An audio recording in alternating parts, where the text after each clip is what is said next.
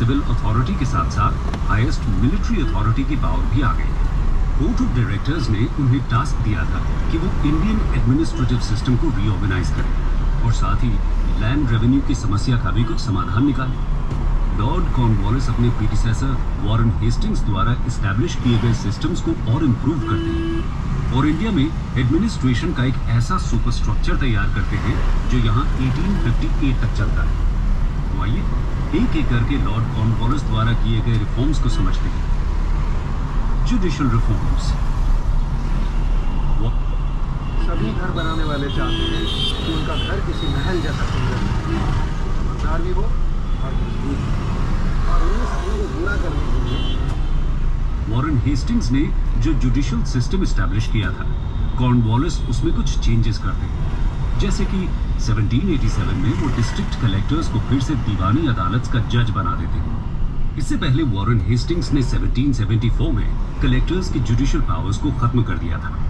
Lord Cornwallis न सिर्फ collectors की जुडिशियल पावर्स को रिस्टोर करते हैं बल्कि उन्हें पहले से भी ज्यादा मैजिस्टेरियल पावर्स दे देते हैं। दूसरा रिफॉर्म 1790 से 92 के पीरियड में क्रिमिनल एडमिनिस्ट्रेशन की फील्ड में इंट्रोड्यूस होता है। डिस्ट्रिक्ट फौजदारी अदालत को अबॉलिश करके उनकी जगह 4 सर्किट कोर्ट्स बनाई जाती हैं। इनमें से 3 बंगाल में थी और 1 बिहार में।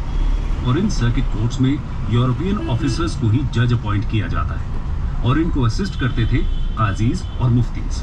इससे पहले फौजदारी अदालत में इंडियंस को ही जज अपॉइंट किया जाता था। हम कह सकते हैं कि यहाँ से जुडिशियल सिस्टम में से इंडियंस को अलग करने की शुरुआत हो जाती है। लॉर्ड कॉर्नवालिस का सबसे इंपॉर्टेंट जुडिशियल रिफॉर्म था उनका 1793 का कॉर्नवालिस कोड। इस कोड में उनके सभी रिफॉर्म्स फाइनल शेप ले गए और ये प्राइमरीली सेपरेशन ऑफ पावर के प्रिंसिपल पर बेस्ड था। कॉर्नवालिस को रियलाइज होता है कि कलेक्टर्स के हाथ में जुडिशियल पावर्स देना सही डिसीजन नहीं था, क्योंकि जिनके पास रेवेन्यू कलेक्शन की पावर थी वो रेवेन्यू के केसेस को इम्पार्शियली कैसे डिसाइड कर सकते थे। इसलिए कॉर्नवालिस कोड में वो सेपरेशन ऑफ पावर्स के प्रिंसिपल को फॉलो करते हैं और कलेक्टर्स की सभी जुडिशियल और मैजिस्टेरियल पावर्स को खत्म कर दिया जाता है। सिविल कोर्ट्स को प्रिसाइड करने के लिए डिस्ट्रिक्ट जज नाम से एक नई ऑफिसर क्लास की शुरुआत की जाती है। इसके अलावा कॉर्नवालिस कोर्ट फीस को भी अबॉलिश करते हैं। इस तरह हम कह सकते हैं कि कॉर्नवालिस के जुडिशियल रिफॉर्म्स इक्वालिटी और जस्टिस के वेस्टर्न आइडिया पर बेस्ड थे। इसीलिए रिलीजियस लॉज की जगह कोडिफाइड सेक्युलर लॉ को इंट्रोड्यूस किया जाता है। लेकिन ये एकदम नया सिस्टम था और आम जनता को इसे समझने में काफी दिक्कत होती थी। साथ ही जस्टिस के लिए अब लॉयर्स की जरूरत भी होने लगी थी। इसीलिए एक तरह से जस्टिस अब एक्सपेंसिव हो गई थी और कॉमन मैन की रीच से बाहर भी। दोस्तों, ये तो हुई कॉर्नवालिस के जुडिशियल रिफॉर्म्स की बात। आइए अब उनके पुलिस रिफॉर्म्स को जानते हैं। Police reforms. जुडिशियल रिफॉर्म्स को सप्लीमेंट करने के लिए पुलिस एडमिनिस्ट्रेशन में भी कुछ इंपॉर्टेंट चेंजेस किए गए। सबसे पहले तो लॉर्ड कॉर्नवालिस जमींदार्स की पुलिस पावर्स को खत्म कर देते हैं। उनकी जगह अब डिस्ट्रिक्ट पुलिस का कंट्रोल इंग्लिश मैजिस्ट्रेट्स को दिया जाता है। हर एक डिस्ट्रिक्ट्स को थानाज या पुलिस सर्कल में डिवाइड कर दिया जाता है। एक सर्कल का एरिया लगभग 20 स्क्वायर माइल्स का होता था। थाने का इंचार्ज इंडियन ऑफिसर के पास होता था जिसे दरोगा कहते थे और उन्हें असिस्ट करने के लिए बहुत से कांस्टेबल्स भी होते थे। हम कह सकते हैं कि इंडिया में मॉडर्न पुलिस सिस्टम की शुरुआत यहाँ से होती है। दोस्तों, जुडिशियल और पुलिस रिफॉर्म्स के साथ ही लॉर्ड कॉर्नवालिस अपने एडमिनिस्ट्रेटिव या सर्विस रिफॉर्म्स के लिए भी जाने जाते हैं। उन्हें फादर ऑफ सिविल सर्विसेज भी कहा जाता है। तो चलिए लॉर्ड कॉर्नवालिस के एडमिनिस्ट्रेटिव रिफॉर्म्स को डिस्कस करते हैं। Administrative reforms. कॉर्नवालिस सबसे पहले कंपनी सर्वेंट्स के द्वारा किए जाने वाले प्राइवेट ट्रेड की प्रॉब्लम को सॉल्व करने के लिए स्टेप्स लेते हैं। उनको रियलाइज होता है कि कंपनी के एम्प्लॉइज की सैलरी बहुत कम है और उसको सप्लीमेंट करने के लिए ही वो करप्शन या इलीगल मींस का यूज करते हैं। इसलिए वो एम्प्लॉइज की सैलरी रेज कर देते हैं। इसके साथ ही कॉर्नवालिस कंपनी में नेपोटिज्म और पॉलिटिकल फेवरेटिज्म को भी कम करते हैं। वो मेरिट के बेसिस पे अपॉइंटमेंट स्टार्ट करते हैं।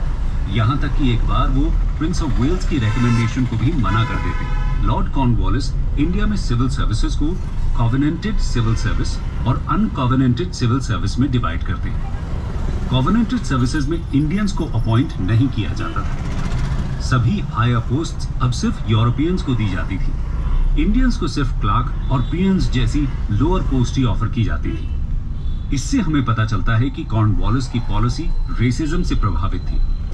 लॉर्ड कॉर्नवालिस ही एडमिनिस्ट्रेटिव मशीनरी के यूरोपियनाइजेशन के लिए रिस्पॉन्सिबल थे। यूरोपियनाइजेशन ऑफ एडमिनिस्ट्रेशन।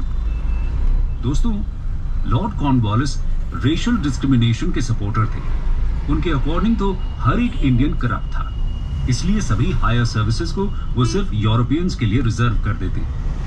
कॉवेनेंटेड सर्विसेज के दरवाजे भी उन्होंने ही इंडियंस के लिए बंद कर दिए।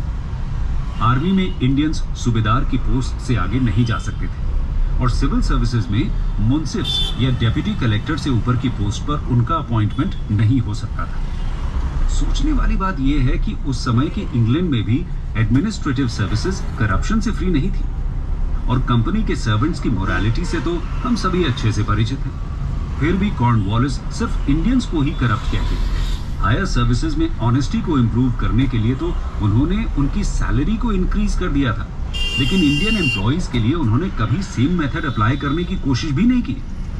इससे साफ होता है कि लॉर्ड कॉर्नवालिस इंडियंस को लेकर काफी ज्यादा प्रेजुडिस्ड थे।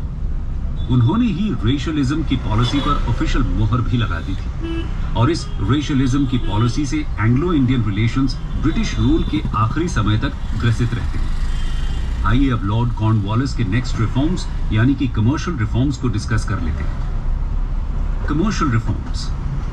दोस्तों, जब कॉर्नवालिस इंडिया आते हैं तो देखते हैं कि कमर्शियल डिपार्टमेंट में करप्शन फैला हुआ है।